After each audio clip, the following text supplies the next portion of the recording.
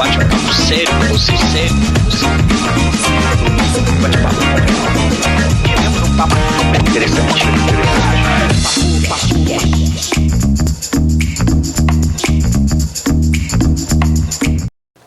Boa noite a todos, de volta em mais um Papo Franco aqui pela NTV.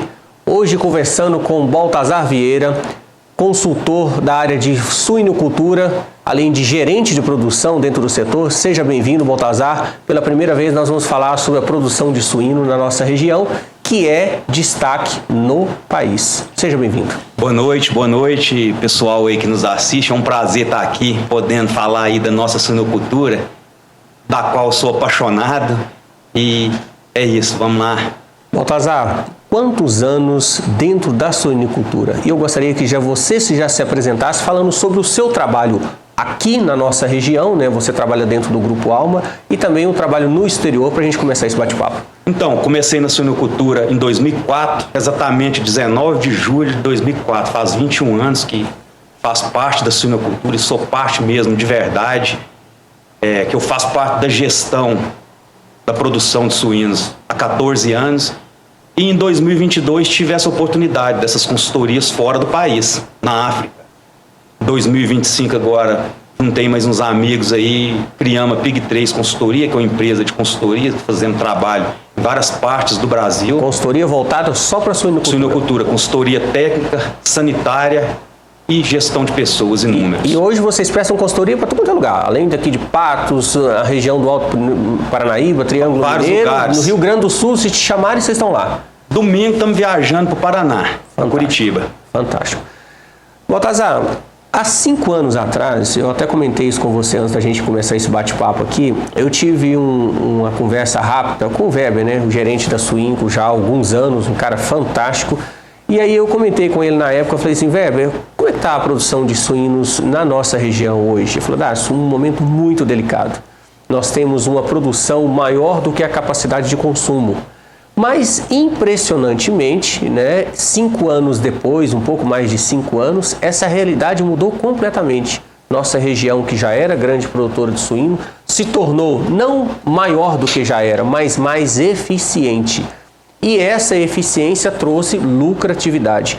Qual o principal fator, na sua opinião, de 5 anos para cá, que fez isso acontecer? Então, essa época que a suinocultura foi devastada, houve uma contaminação de peste suína africana na China, na qual dizimou mais ou menos 30% do rebanho. Isso fez eles se tornarem totalmente dependentes de outro país na importação de carne suína. Vieram para o Brasil. E na época, suína era R$ 6,50, R$ 7,00, passou para R$ 9,30. Falaram, podem produzir que nós vamos comprar. Até 2025, vocês podem ficar tranquilos que vocês não precisam procurar ninguém que nós vamos comprar. E aí, o que aconteceu? O brasileiro... O governo chinês fez essa promessa para os grandes... Isso. Não vou colocar assim, não vou falar para os grandes produtores, mas para os grandes frigoríficos, dizendo, o que vocês tiverem de demanda, nós vamos comprar. Nós vamos comprar porque nós precisamos. E aí, o brasileiro... começou a produzir, cresceu, investir. E o mercado é soberano, demanda e oferta. Algum tempo depois a China falou, não, a gente não precisa mais, mesmo precisando. Custo de produção subiu, nessa época milho foi às alturas, farelo de soja, a soja foi às alturas, então a gente vendia o porco a R$ 5,50, R$ 6,00, com custo de produção a R$ 6,50. E eu devo comentar isso, falei, hoje muitos produtores não estão conseguindo empatar. Não, e a granja é muito dinâmica, precisa ter saída, porque nasce todos os dias. Não é uma produção que você consegue estocar, esperar, não tem como esperar. Totalmente dinâmico. Tempo de abate tem que abater. A matriz gasta 114 dias para parir, mais ou menos, o leitão fica 24 na maternidade, daí por diante sai com 160 dias, então é saindo, lavando e entrando, 3, 5 dias de vazio sanitário, e você não tem onde segurar esses animais.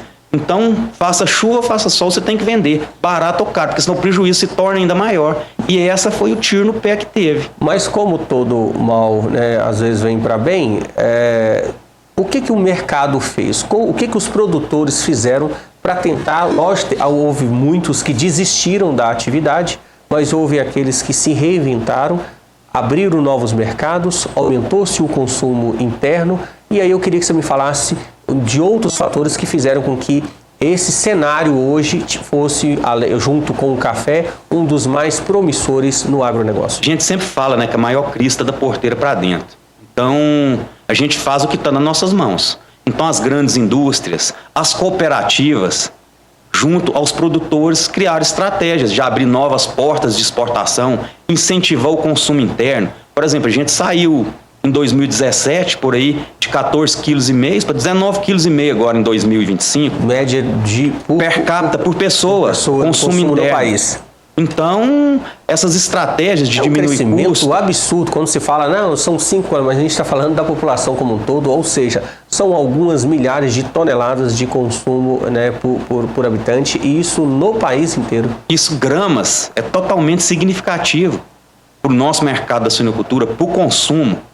Sabe? Então, essa dinâmica das agroindústrias, das cooperativas e até mesmo dos produtores, de focar da porteira para dentro, então, diminuindo matriz, mas produzindo do mesmo tanto, investindo em genética, investindo em nutrição de qualidade. Eu queria que você falasse, a gente tocasse nesse assunto também. Então, primeiro ponto foi abrir mercado, aumentar o consumo interno e aumentar as exportações para outros países e não ficar tão dependente do mercado chinês. Então, esse foi um dos fatores a serem abordados de imediato para aqueles que decidiram continuar na atividade.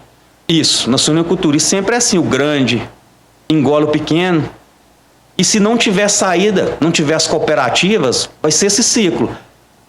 Vai ficar o pequeno e o médio. E no futuro vai ficar o grande somente. Então tem que estar sempre se reinventando. E aí a nossa região teve essa política muito bacana, porque a Astap, né, inclusive eu quero mandar um grande abraço para a Fernanda Chances, que fez uma gestão incrível na própria fazenda. Hoje ela é a presidente, né, da associação que representa, se eu não me engano, em torno de 30 produtores? Não, 20 produtores. 20 produtores. 20 produtores. Aí, quando se fala de um pequeno produtor de suíno, a gente está falando de quantas matrizes? Qual é a capacidade dele aí do pequeno e de um grande? Você trabalha numa grande, talvez a maior? Não, tem muitas maiores. Maiores na nossa região? Sim, tem. Mas o que é um pequeno produtor hoje? Pequeno é 300, 500 matrizes, um média, como a gente é, 1.500 e um grande acima de 3.000 matrizes. Isso são considerados pequeno, médio e grande. Só para as pessoas terem ideia, 3.000 matrizes, vou colocar você, 1.500 matrizes que tem hoje em torno? Isso. 1.500 matrizes consegue entregar para o frigorífico todo mês quantas toneladas? Mais ou menos 400 mil. 400 mil toneladas? 400 mil. Impressionante. 400 mil quilos. Ah, 400 mil quilos. 400 mil quilos. 400 mil quilos. A gente vende em média 3.800 animais hoje, por mês. Você tem ideia de quanto a Suinco abate de tonelada por dia? A Suinco abate em média 2.000 animais por dia. 2.000 animais? 2.000 animais animal por dia. Em média de 120 quilos? 120 quilos. É impressionante o consumo. E a Suinco hoje, toda essa produção local, ela atrai também, além de Patos de Minas, qual o tamanho da região abrangida a Suinco, que entrega para a Suinco? Hoje a Suinco compra animal, tem cooperado em Curvelo, que está bem longe daqui, tem cooperado em Coromandel, tem cooperado em Patrocínio. Então, a Suinco, acho que ela é composta hoje por 20 famílias, a gente fala que não é produtores, é famílias, a Suinco, o dono dela são as famílias, esposa, marido, que são os donos, então tem espalhado em várias regiões. A gente tem percebido também essa questão da agricultura sendo, a gente está falando da suinocultura, sendo gerida também por mulheres. A Fernanda é prova disso, mas igual você comentou, tem muitas mulheres que estão à frente da gestão das granjas, trazendo um resultado fantástico. A gente sempre brinca, né? As mulheres vão dominar o mundo. O que acontece? Animal precisa de cuidado. A maternidade nossa é composta por 70% de mulheres, porque tem mais zelo, sabe cuidar, leitão pequeno. Então, ela olha com um olhar mais sensível para as pessoas que necessitam de atenção para cuidar daqueles animais. Porque o animal é indefeso. Baltazar, o que mudou nessa questão da criação? E nós vamos chegar ao ponto de mostrar, inclusive, a responsabilidade ambiental, porque é uma atividade onde há a questão de rejeitos de dejetos muito grandes. O que mudou de 20 anos para cá, vamos colocar, na produção da suinocultura para termos hoje um bem-estar animal da forma que já está presente na nossa região?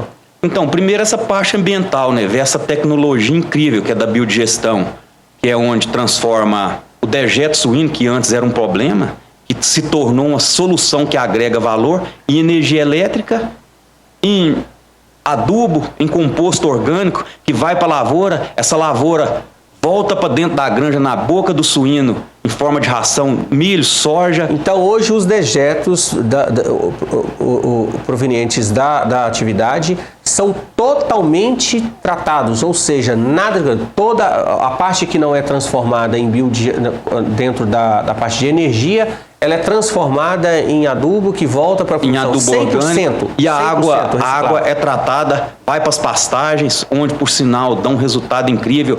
Por exemplo, o sítio 2 é energia elétrica, onde faz o composto, tem as lagoas de tratamento, e tem o sítio 1. O sítio 1 já tem uma usina de biometano, onde parte da frota da empresa abastece lá com o gás proveniente do dejeto do suíno. E o investimento para essa questão de sustentabilidade, ele é muito alto? Como que o produtor hoje, que é vou colocar um pequeno produtor de 300 matrizes, ele consegue instalar um biodigestor dentro da sua unidade a um custo que seja acessível? Como é que funciona? Consegue, com certeza. E existe hoje, a gente tem uma empresa dentro do grupo que faz esse trabalho, e existe 3 maneiras. A primeira, ele compra o projeto, é instalado, tem assistência técnica de acordo com as necessidades. A segunda parte, financia-se isso para ele, é instalado, assistência técnica. E a terceira metodologia de trabalho, que é a empresa instala, faz todo o serviço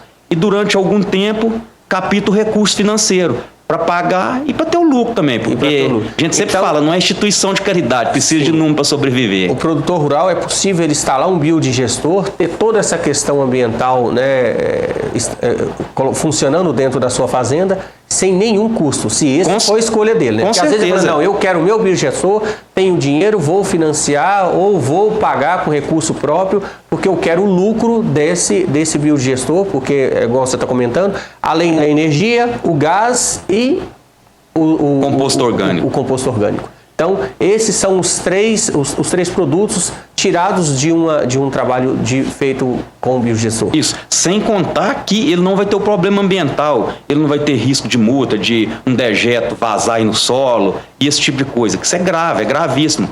Só que o produtor precisa atentar-se para uma coisa, ele precisa de parar, de olhar um pouco no que ele está gastando e olhar lá na frente, no que ele está deixando de ganhar. Talvez para não gastar ele deixa de ganhar 5. Então ele precisa ter uma assistência nessa parte. É sobre esse ponto que eu quero comentar com você. Você comentou que o Grupo Alma, onde você trabalha, está prestes a conseguir um selo único na nossa região sobre essa questão da responsabilidade ambiental. Eu queria que você me falasse sobre isso. Ou é sobre o bem-estar animal, ou é o conjunto? Na verdade, tudo está interligado. Na verdade, não existe bem-estar animal sem o bem-estar social e sem o bem-estar ambiental, que é animais, pessoas e meio ambiente. Então precisa ser agrega esses três pilares. Agrega tudo. E principalmente o bem-estar das pessoas que cuidam dos animais e do animal, que a gente chama de testemunha. Se o animal está bem, se o testemunho está bem, as pessoas vão estar bem, a empresa vai estar bem. Então esse selo a gente passou por auditoria, a gente conseguiu. É a primeira granja do Brasil com selo válido de bem-estar animal fora do país. Existe alguns selos de bem-estar animal, porém, válido fora do país, nós vamos ser o primeiro. Esse selo vem através da Produtor do Bem, uma empresa brasileira tá com grande renome aí no mercado, e nós conseguimos essa façanha incrível. Trabalhamos muito, a Lucimar, o Cláudio mesmo, a Lucimar é a nossa diretora do grupo, a CEO lá da empresa, sabe? A gente focou nisso, é uma coisa que parecia impossível, trabalhamos muito e conseguimos esse selo. Então, em breve, a gente vai estar divulgando essa marca, esse selo, junto a Produtor do Bem. Esse selo, você acredita que vai abrir caminhos para que outros produtores venham buscar essa certificação e, com isso, consiga abrir novos mercados e, lógico, agregar valor a essa exportação da carne suína que é mandada para fora do país? Com certeza, como eu falei, granja não é instituição de caridade, precisa de número para sobreviver. E olha que bacana, além de você cuidar muito bem do animal, você cuidar muito bem das pessoas, do meio ambiente, ainda vai agregar valor. E tem as normativas que estão chegando aí, estão chegando devagar, até 2045, as matrizes ainda podem ficar em gaiola, depois não. A gente fez isso agora, em 2025, 20 anos. Só que o mercado, como eu falei, ele é soberano. Vai chegar um momento que ele vai chegar, arrebentar a porta e entrar para dentro. Se não tiver bem-estar animal, não te compra. Então você não vai ter para quem vender, vai quebrar. Eu quero ter a oportunidade de conhecer a granja que você tem, né, faz toda a gerência lá, porque realmente ela é exemplo no mercado.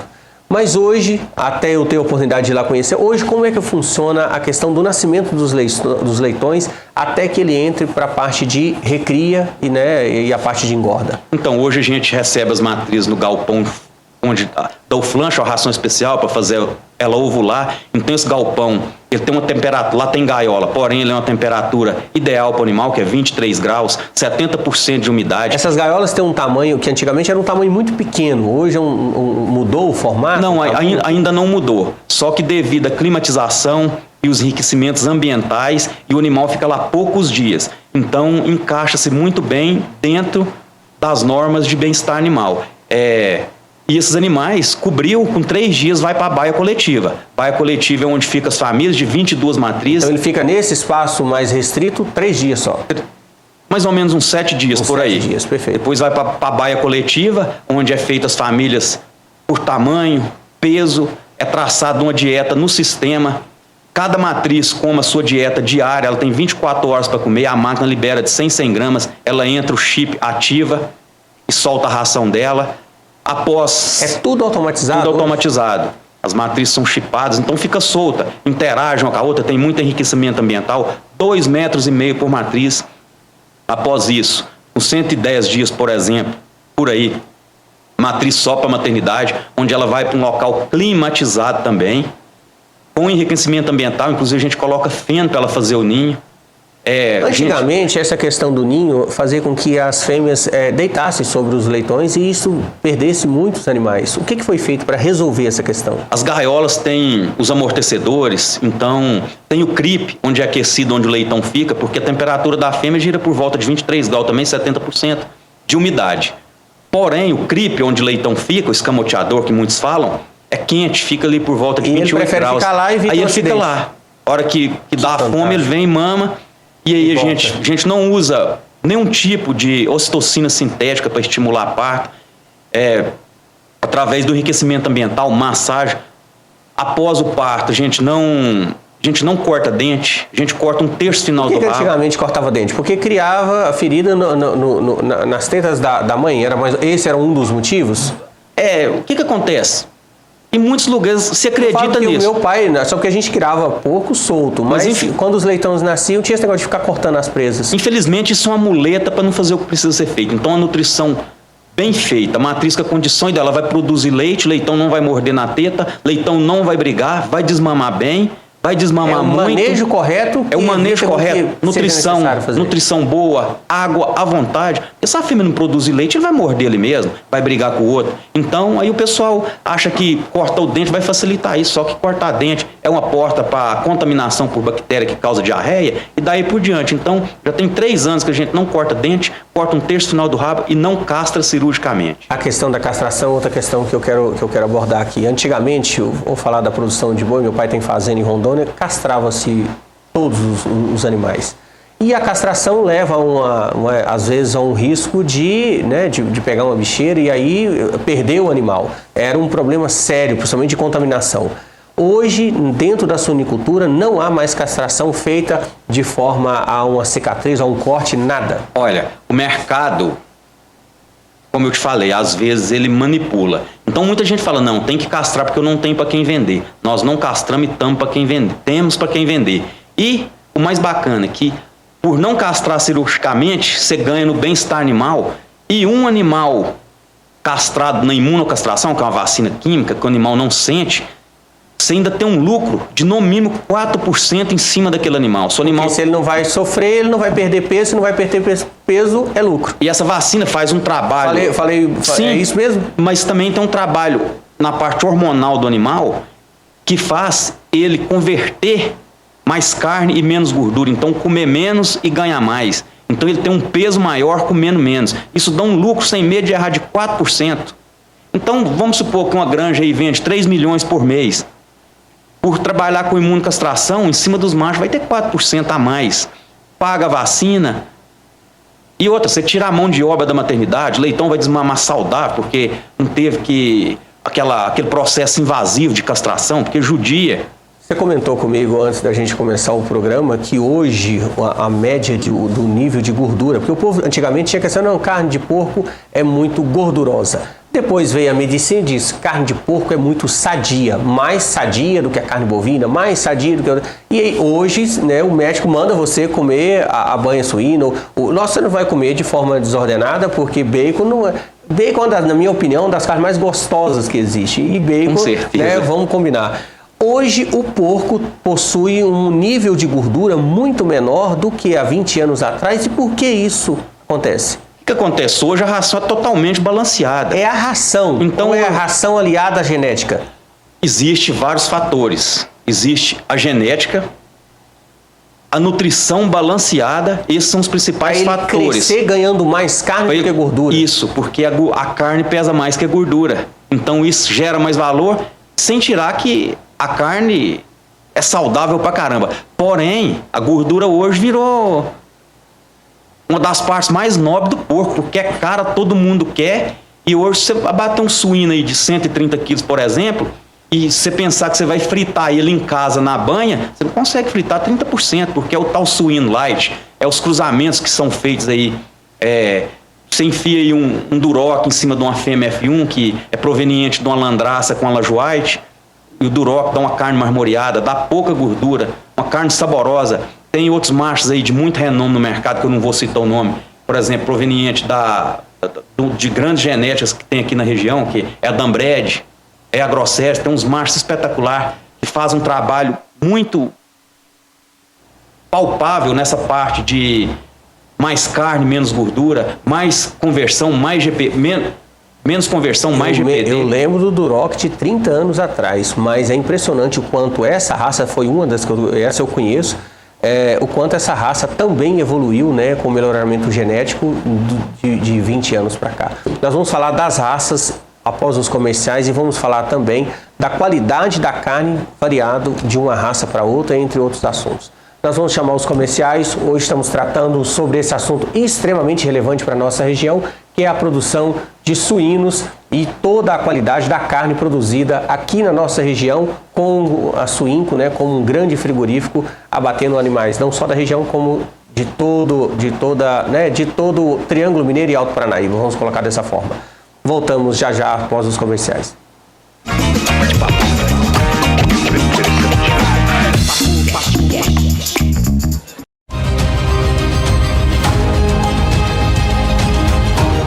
Papo Franco e Unipam apresentam Caminhos do Sucesso. Caminhos do Sucesso está aqui na Santa Casa para conversar com os alunos do curso de Medicina e saber um pouco mais da experiência desses alunos no decorrer do curso, entendendo na prática o que é o dia a dia de um médico. Doutora Laura, a senhora coordena parte desses alunos aqui na Santa Casa. Me fala um pouco sobre esse trabalho e como funciona a chegada desses alunos aqui, daqueles que estão no 6º, no 7º e até no 10º, né, já saindo do curso de Medicina. Aqui na Santa Casa, o aluno ele aprende principalmente na prática, né? Vai pôr a mão no paciente, vai conversar com o paciente e treinar mesmo para o dia a dia dele. Aqui a gente está no pronto-socorro, né? Então a gente pega o paciente que vai chegar com uma demanda aguda. Então uma carga bem ampla de aprendizado. A prática é fundamental, porque a teoria, né, é muito importante para ter aquela base, mas se o aluno não pôr a mão no paciente, não conversar, a prática da medicina ela fica ineficaz. O paciente é acompanhado tanto pelo aluno quanto pelo médico e a gente depois discute os casos. Agora nós vamos falar com a Maria Fernanda, aluna do 10º período do curso de Medicina. Maria Fernanda, quase terminando o curso, né?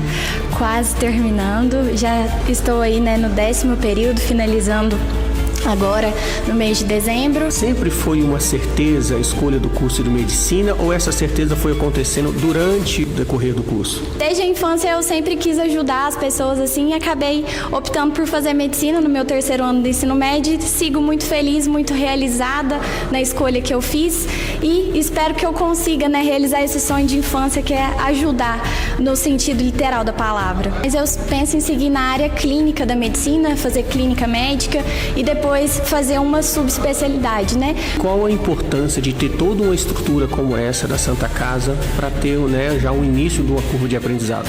É de suma importância, né, a gente ter contato com os cenários hospitalares aqui de Patos, porque medicina, antes de tudo, é prática, né, então a gente tem um contato nos anos iniciais com a parte teórica, então no ciclo básico, depois no ciclo clínico, e agora a gente tem no internato essa oportunidade, né, de ter contato com o cenário prático mesmo, então isso é muito bom, isso faz com que a gente saia mais preparado para poder pegar plantões, para poder lidar mesmo com a medicina no dia a dia. Papo Franco apresentou Caminhos do Sucesso. O oferecimento Unipam, educação que transforma. Tatão Moda Masculina, tradição e estilo desde 1969. Para homens de personalidade e prazer de se vestir bem. Aqui você encontra a sofisticação das marcas Calvin Klein, Individual e Pierre Cardin. Além da elegância dos ternos Raffer e das jaquetas Jaque. Tatão Moda Masculina, seu estilo, nossa tradição. Rua Olegário Maciel 261 em Patos de Minas. Bem-vindo ao Posto V3, o único posto em Patos de Minas onde você abastece e pontua pela Livelo. Aqui você abastece, escaneia o cupom e pontua. E daí? Daí que quem acumula pontos pela Livelo troca por milhas e viaja pelo mundo. Ou se preferir, pode conhecer as belezas do Brasil. Eu não viajo de avião. Mas com pontos acumulados, você pode trocar por combustível em qualquer posto Ali credenciado. Posto V3 da Avenida Padre Almir, onde você agora abastece e ganha pontos na Livelo. Não é sorteio. Abasteceu, pontuou, ganhou. Bem-vindo ao Suporte Contabilidade. A parceria estratégica para empresas que buscam segurança e excelência na gestão contábil e financeira. Com um corpo técnico altamente qualificado, oferecemos assessoria contábil completa, sempre atenta às constantes mudanças na legislação, garantindo tranquilidade e confiabilidade financeira. Suporte Contabilidade. Segurança contábil é o nosso compromisso com o seu negócio. Só na Sorriso, seu sorriso vai brilhar. Os seus dentinhos sim vão encontrar o seu lugar. Com cuidado e amor você vai aprender que cuidar dos seus dentinhos é muito fácil, pode crer. Porque aqui é diversão e magia também. Cuidando dos pequeninos e dos grandinhos também. Só na Sorriso, seu sorriso vai brilhar. Os seus dentinhos sim já encontraram o seu lugar. Sorriso Centro Odontológico com atendimento infantil. Porque o seu filho merece este cuidado e você essa segurança. Só na Sorriso, seu sorriso vai brilhar.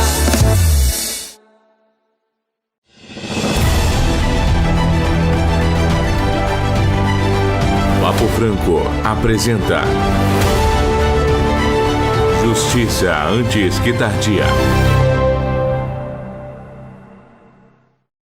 Doutor, esse presídio é um dos poucos presídios da região que recebe os presos LGBT. Eu gostaria que o senhor me falasse sobre o direito desses presos e como eles se comportam aqui dentro, uma ala específica, além deles, os presos que têm algum tipo de comunidade. Quando a pessoa é considerada LGBT, ela tem uma ala, um pavilhão específico, isso muita gente não sabia, que é um pavilhão específico para que ele fique preso até a justiça determinar o seu futuro, e também as pessoas que estão acometidas de alguma doença grave. Aí nós temos outro patamar que é interessante, que é a pessoa às vezes fica pavilhão com médicos específicos, ou a justiça dá a determinada prisão domiciliar. Isso também é previsto na lei de execução penal. Quando a pessoa está cometida de uma doença grave, ela tem direito à prisão domiciliar. Então, olha a importância do advogado criminalista em fazer um pedido. Por quê? A partir do momento que ela tem uma doença grave, quem é o porta-voz do advogado, da pessoa, é o advogado criminalista. Porque o juiz não sabe se a pessoa tem doença grave. O presídio não sabe se a pessoa tem doença grave. Então, é importante o advogado criminalista para que ele pegue todos os autos, leve para o juiz e consiga, então, uma prisão domiciliar para a pessoa.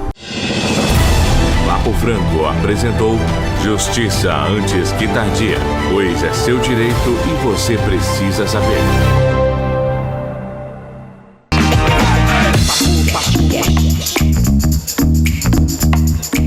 Voltamos para o segundo bloco do programa Papo Franco, hoje conversando com Baltazar Vieira, gerente de produção da suinicultura do Grupo Alma.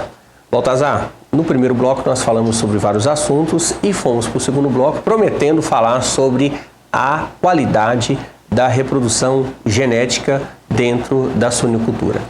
Quais as principais raças hoje pertencentes aqui na nossa região? E por que essa mistura de raças para chegar a uma produção que tenha o melhor custo-benefício? Então hoje a gente trabalha com as fêmeas puras, que são a Lajoite e a Landraça, onde faz o cruzamento, macho Lajoite com fêmea Landraça e vice-versa. Isso porque uma produz muito leite, outra pare muito leitão. Hoje qual é a média de leitão por matriz? Hoje a gente está nascendo mais ou menos 16, mas tem granja na região nascendo 18 por matriz. Coisa incrível. Antigamente, quando nascia 11, era uma boa produção. Hoje a gente desmama mais ou menos 14, tem granja desmamando 15,5. Então faz essa junção para ter a fêmea híbrida, chamada F1. Então a média de nascimento é 16, desmama 14, 15,5. Então a mortalidade é muito baixa, muito pequena. Existem mortalidades e mortalidades. Por exemplo, hoje a nossa mortalidade gira na maternidade por volta de 6%. Mas tem granja na região que morre 12, que morre 10. Então isso vai de granja para granja. Granja, o bacana é que não é receita de bolo. Existem estruturas, existem genéticas diferentes, existe nutrição, existem pessoas. Você tem um número como consultor, a gente comentou isso agora há pouco, para aquele produtor que pretende ingressar na atividade. Ela é uma atividade de custo oneroso.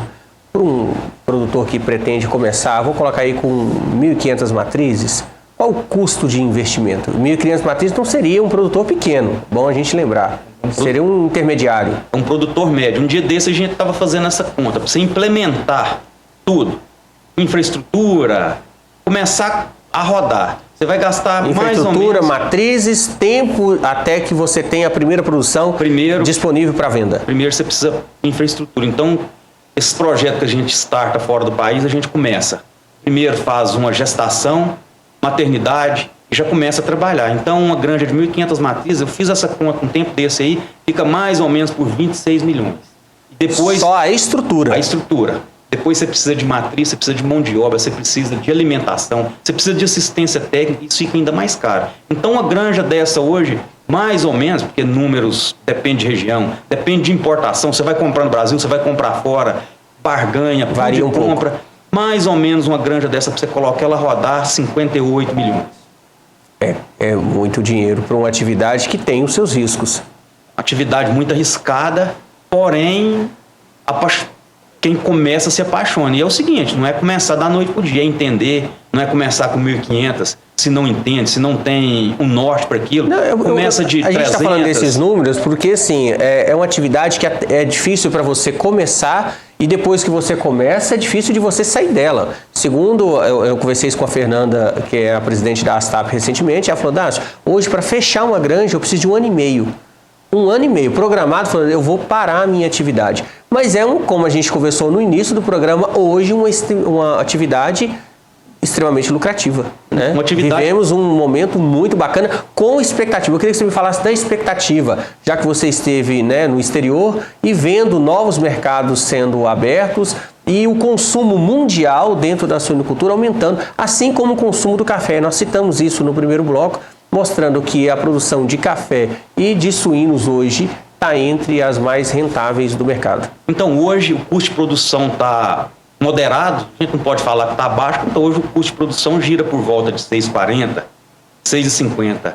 E o quilo do suíno vendido 8,50. Então está bastante lucrativo. E a perspectiva que a gente tem é incentivo, né, ao consumo da população brasileira, incentivo também dos governos para exportação. Como é que você acha que o governo pode melhorar essa questão da exportação? Eu ia comentar isso com você, mas já que você tocou no assunto, O que o governo pode fazer para que as exportações de suíno se tornem ainda mais expressivas no mercado internacional? Fazer melhores negócios, fazer parceria, sabe? Descer um pouquinho do salto da vaidade.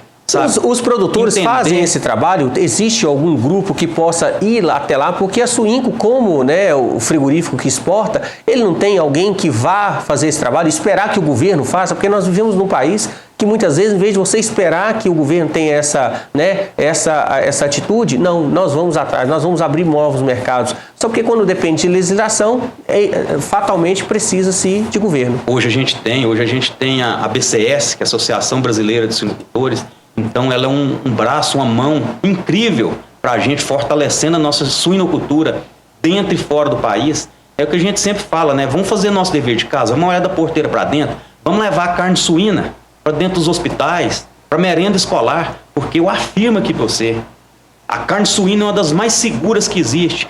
Todo o animal é rastreabilizado, o que ele comeu e o que deixou de comer. 40 dias antes do abate é retirado qualquer produto que possa deixar vestígio na carne.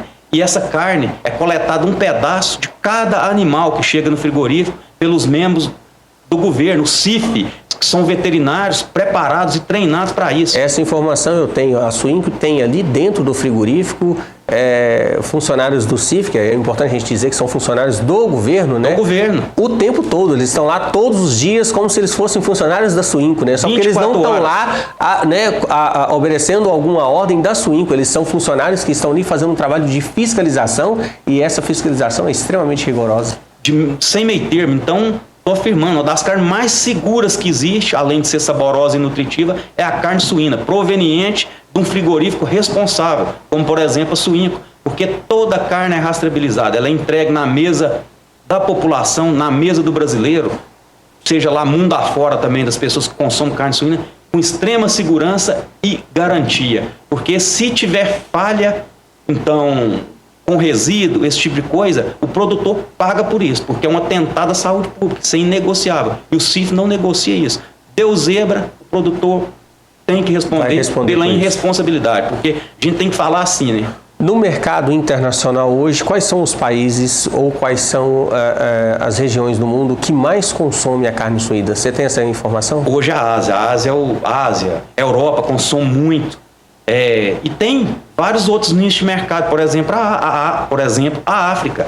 Hoje eu faço os trabalhos em Angola, 93% da carne suína lá é importada, eles produzem só 7%. Então, olha o tamanho do mercado. Consumo enorme. Consumo enorme. A África Austral, que é abaixo. O Brasil vende para a África também? Vende, mas o Brasil olha mais para cima, para lá, para o lado da Ásia, e eu acho que deveria abrir mais o olho rumo à África, que está reto com a gente e tem poder de compra. Quando você fala dos países asiáticos, a gente, lógico, pensa na China, mas quais são os outros países que também consomem? Hong Kong, Singapura, são países que consomem muita carne suína, até mesmo o Japão.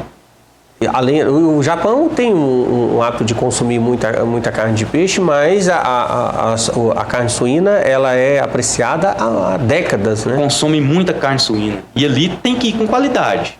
Senão... Como também a Europa. A Europa compra muita carne do Brasil.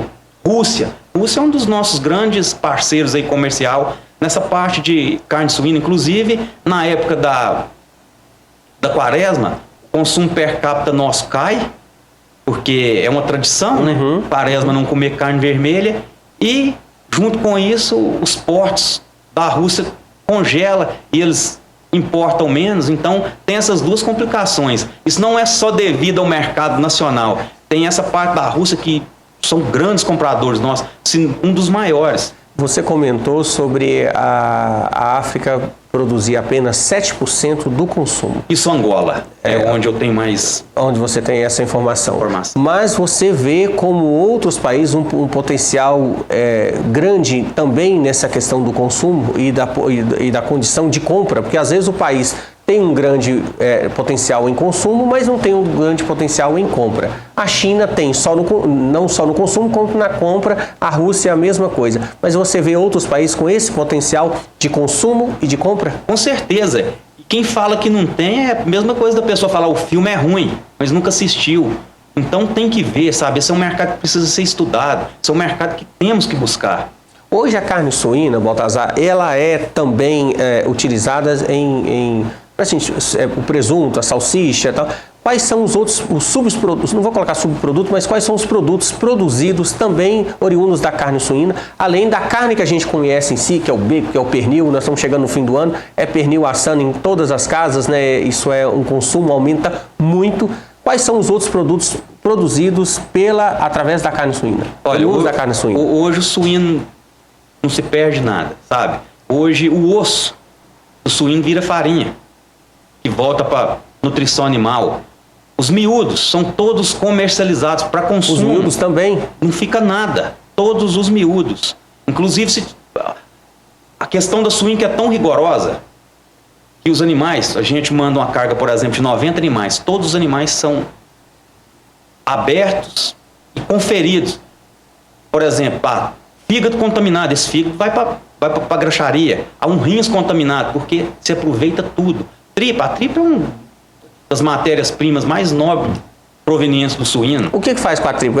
Antigamente você fazia linguiça, mas tripa hoje faz linguiça. Não, mas a linguiça hoje que a gente conhece, essa que a gente compra da suíno, ela é tripa do porco. Eu achava que era do material tem tripa biológico porco, que é o pessoal usa muito hoje nesse mercado gourmet, que vem cada vez mais crescendo, e artificial também, né? Eu achava que todas eram artificiais. Não é? Não é. Que coisa fantástica. Você acredita que a suinocultura, qual a expectativa da suinocultura para os próximos anos? Como você vê o mercado para os próximos 10, 15 anos, pensando onde nós estávamos, aonde nós chegamos e aonde nós podemos chegar nos próximos 15 anos? Ninguém para de comer.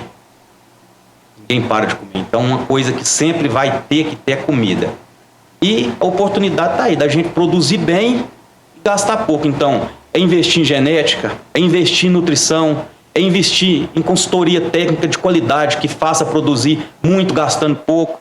Então, o foco principal que o produtor deve ter, sem esquecer o mercado, sem esquecer um estudo de viabilidade, é da porteira para dentro, sabe? É cortar desperdício, é produzir muito gastando pouco, é as fêmeas parem mais, porque antes uma fêmea paria 10 leitão, hoje para 16. Mas o maior... Então 2 fêmeas vale por 3 hoje. O maior custo de uma produção na suinocultura está na ração ou não? 75% a 80% é ração. Impressionante. 75% a 80% é ração. E como os produtores podem se precaver em cima deste custo que corresponde a quase 80% do seu custo principal? Plantando, observando o mercado, porque essa oscilação, e aí você trabalha ali na margem, hoje a gente tem uma boa margem, mas se acontece alguma coisa no mercado mundial e o milho, né, porque a ração ela é toda oriunda da soja e do milho, os dois produtos de maior exportação do mercado brasileiro. Se esse produto tem um valor muito alto e aí ele é taxado em dólar e o produtor de suíno passa por uma situação, como ele pode tentar se precaver em relação a isso? Estratégico. Todo mercado de farelo de soja faz venda futura. Então você fecha, eu consigo fechar hoje para janeiro, fevereiro, março, daí por diante. Essa é a informação que você passa para os produtores que você presta consultoria? Faça contrato futuro, garanta o alimento dos seus animais, porque a gente não sabe como vai ser quando o mercado tem. Para não depender de oscilações políticas, não depender de dólar, não depender de exportação e importação. Comprar na hora certa. Por exemplo, safra, compra na safra e armazena. Você vai comprar milho aí na safra de R$50.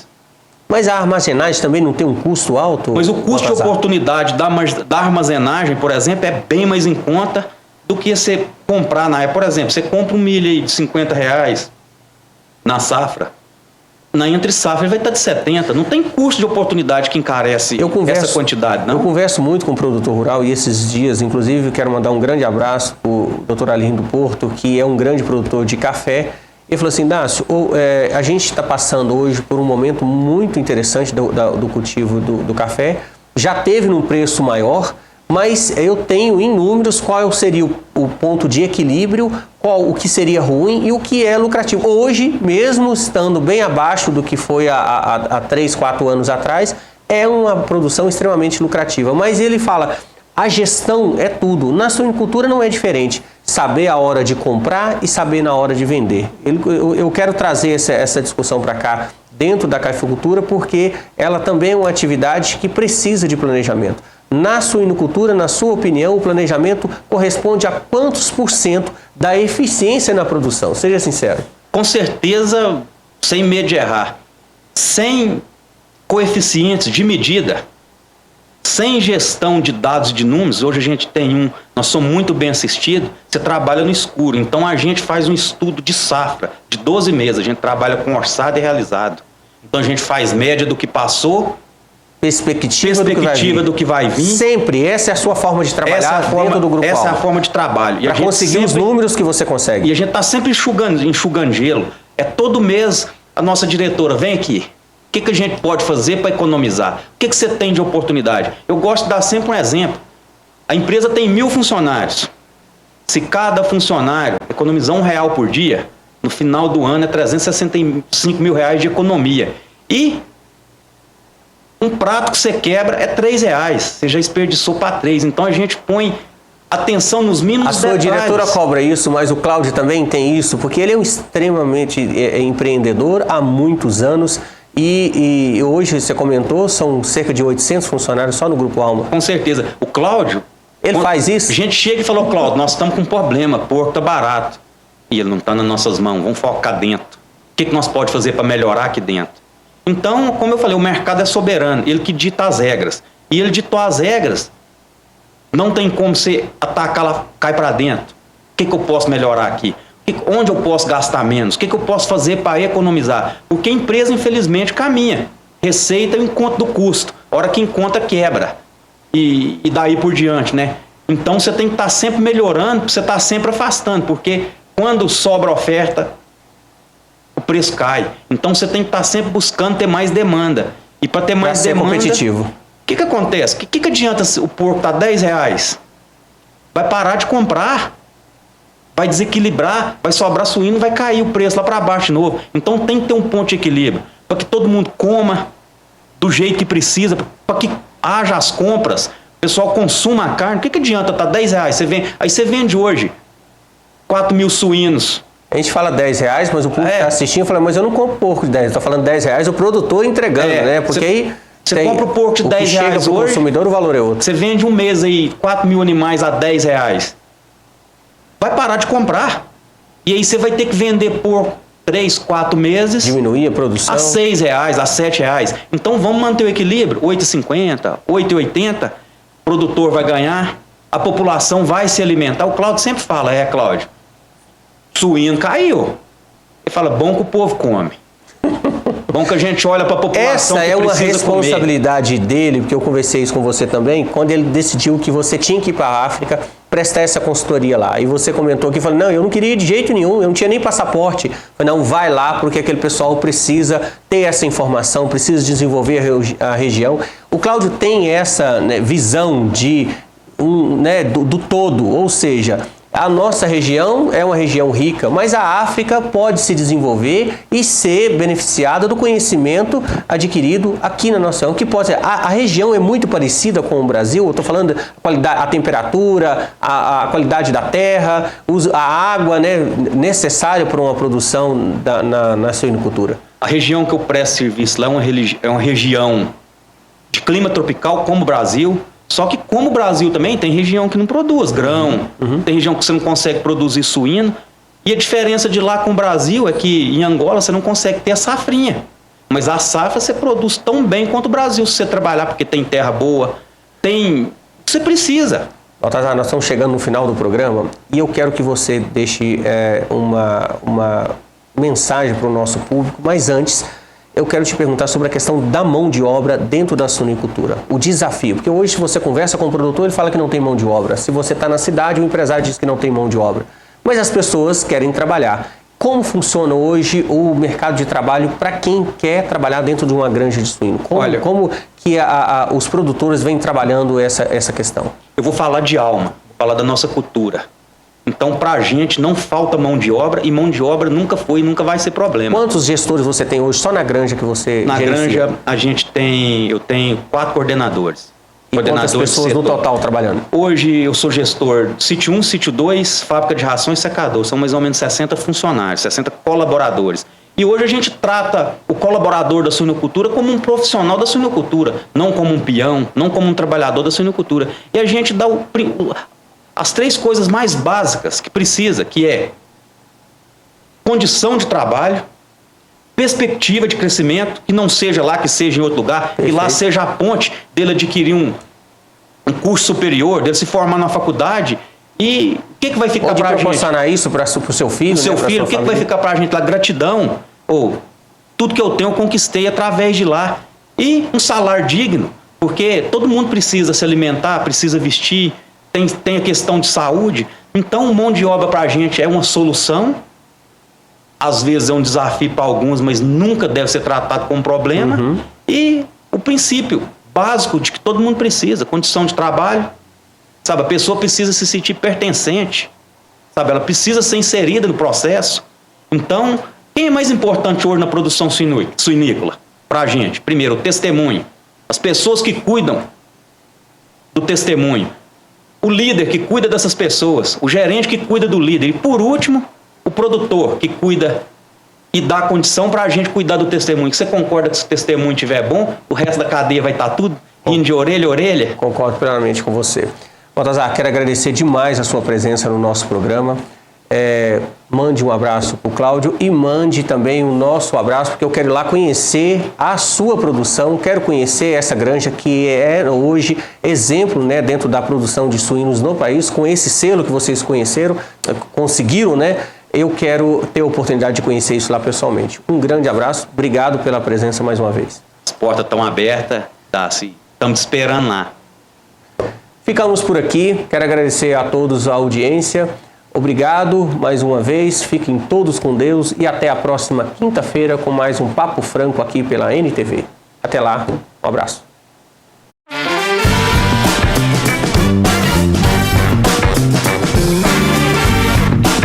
Papo Franco e CDL Patos de Minas apresentam o melhor do seu bairro.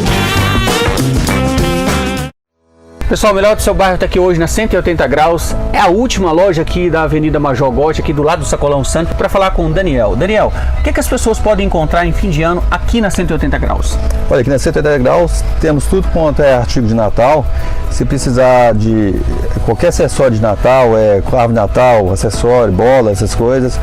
Tudo para decoração de Natal. Tudo para decoração de Natal. Papai Além Noel. disso, a gente está aqui na ala só de brinquedos para os meninos, mas você pode encontrar para toda a família. Essa parte aqui é dos meninos e do outro lado para as meninas. Para as meninas. Achei interessante, você dividiu a ala inteira aqui, né? E tem a área de trás aqui que são jogos também, e pedagógicos. Além dos brinquedos para os filhos, né, presente para os filhos, você pode presentear aqui o namorado, os pais, as mães. Tem presente também para os adultos? Presente tem em geral, para tio, para tia, para avó, para adulto, criança. Temos várias coisas como jogos, tem também coisas de casa também, que eu achei uma imensa variedade de coisas de casa. Eu achei interessante também essa questão de produtos para casa. Então você encontra aqui talheres, pratos, copos, ou seja, tem gente que fala assim, não me dá presente de casa não, que eu não quero. Mas tem gente que gosta de ganhar exatamente os talheres, a panela de pressão que seja, né? Tem para todo gosto. Não, tem para todo gosto. O que procurar vai encontrar. Se a gente não tiver, a gente faz pedido, toda semana chega caminhão de mercadoria.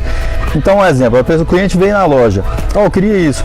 Vamos supor que não tem o produto que quer, a gente vai e consegue. Tivemos muito pedido agora de bicicleta ergométrica, a gente não tinha, já chegou agora e já vai direto para Black Friday, entendeu? Com preço lá embaixo, a gente visa muito preço e qualidade. Perfeito. Gente, 180 Graus, o último imóvel aqui da Avenida Major Gotti, do lado aqui do Sacolão, frente do outro lado aqui tem um Banco do Brasil, só para a gente colocar um ponto de referência, mas o número daqui qual é? Major Gotti 560. Major Gotti 560. Então vem para cá, de tudo para esse período de fim de ano, vale a pena conferir, preço atrativo e uma variedade enorme de produtos. Daniel, Feliz Natal para você. Para vocês também, muito obrigado. Vem para cá. Você assistiu O Melhor do Seu Bairro. A apresentação, Dácio Franco. O oferecimento CDL Patos de Minas. Há mais de 45 anos integrando o comércio à sociedade. Essencial Noivos e Essencial Noivas. 2 lojas especializadas em locação de trajes masculinos para noivos, padrinhos, formandos, entre outros. Já Essencial Noivas oferece o aluguel de vestidos para noivas, damas, debutantes, madrinhas e demais convidadas. Essencial Noivos e Essencial Noivas. Locação de trajes, vestidos e acessórios. Juntos nos melhores momentos. Essencial Noivos e Essencial Noivas. Você já parou para pensar como a ausência de dentes pode afetar a sua qualidade de vida? Além do impacto estético, a falta de dentes certamente irá prejudicar a sua mastigação, afetar a fala e a sua saúde como um todo. Recupere a saúde dos seus dentes e desfrute das delícias da vida. Somos a Sorriso, clínica especializada em implantes dentários com planejamento computadorizado e diagnóstico rápido e acessível. Sorriso, porque a vida é agora e o seu sorriso não pode esperar. Conte conosco, ligue e agende a sua consulta.